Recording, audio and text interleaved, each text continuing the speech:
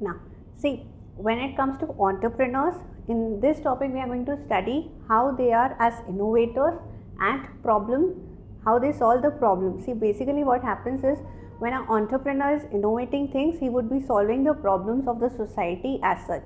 So, because of his innovativeness, the problems which the society is facing at large gets satisfied to some extent. So let's understand first who is an entrepreneur. See, he is the one who undertakes risk. He is the person who is facing the risk of loss or risk of failure if the product is not successful in the market. Why do we call them problem solvers? To give you an example, we have this example of Japan's love for fish. Now, Japanese always love their fish to be fresh. So, initially everything was all well because the fishermen used to get the fish very close to the shore. So, by the time the fish was there in the market, it was still fresh. But then later on, the fishes which they wanted or the variety they wanted was only available in the deep inside the sea. So, they had to go there and do the fishing. So, by the time they used to come back, the fishes used to be stale, and as such the Japanese would reject those fishes. So, someone came up with this innovative idea of putting the fish in the fish tank and bringing it to the shore. But what happened in between, the fish used to keep on battling in the fish tank and subsequently get tired and then died. So, compared to the earlier version, it was fresh but still not that much of fresh, and hence the Japanese rejected even that fish as it was not considered to be fresh. So then a business person came up with this idea of putting a shark in the fish tank. So because there was a presence of shark, no doubt the shark used to eat a couple of fishes, but then the other fishes used to run for their life, so they used to keep on struggling with the shark as such, and hence they were up and running. As such, they were alive till the time the shows came in, and later on when they went into the market, they were still fresh, and hence Japanese loved those fishes. So this was a way in which the problem was solved of fresh fish because a business person took the initiative and brought up this innovative method. Similarly, like let's come back to India as such.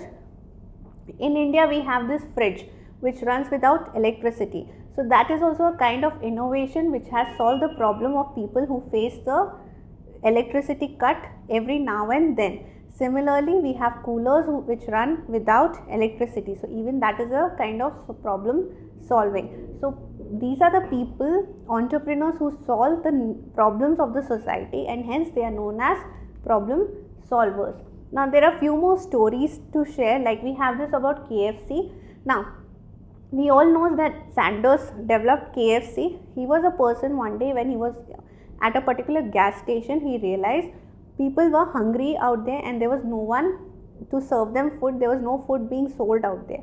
So they were looking out for food because they were hungry after a drive and they had arrived at gas station. So what did he do? He introduced fried chicken out there.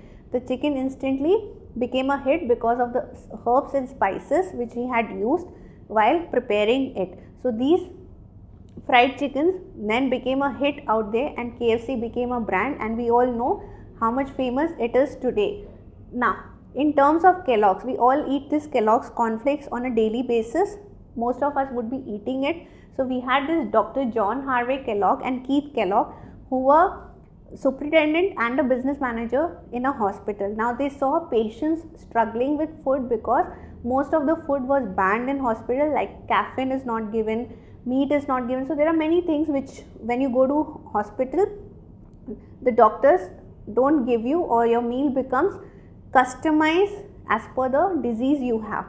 So they came up with various substitutes. For example, they came up with granola, which was a substitute for caffeine. Similarly, one day while experimenting, they came up with flakes.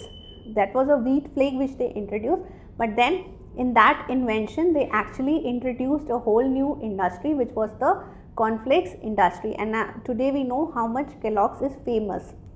Now let's understand the innovations, entrepreneurial ventures as such. See, innovations are done by entrepreneurs on a habitual basis. So they habitually keep on creating new products. They are in search of new innovative ideas which can be translated into product and solve problems of the people. Creativity and innovation, these are two distinguishing marks which an entrepreneur has. Okay, for example, we have this invention of penicillin. See, it was Sir Alexander Fleming who one day was trying to create a wonder drug which can cure diseases, but then he accidentally, after his inventions or his experiments were contaminated, he threw one of them, and one of the contaminated petri dish had a mold, and he saw that mold was dissolving the bacteria at a very fast rate, and at that time penicillin got invented. Then we had this potato chips. Now we all eat potato chips every now and then. Interestingly, there is a very story behind it, wherein we had a chef, George Crumb, who was working with Carey, Moon Lake House.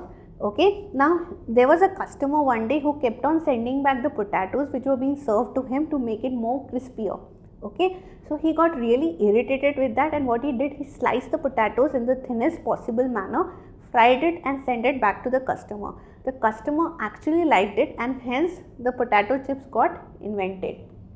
Now we also know about the pacemaker. It's a most important discovery of the century. So we had this John Hobbs. What he did, he was researching on hypothermia and was trying to use radio frequency heating to restore the body temperature. But he realized when a heart stops, if because of certain cooling, if the heart stops, if the temperature of the body goes down significantly and the heart stops working, it could be started by artificial stimulation, and thus pacemaker was born.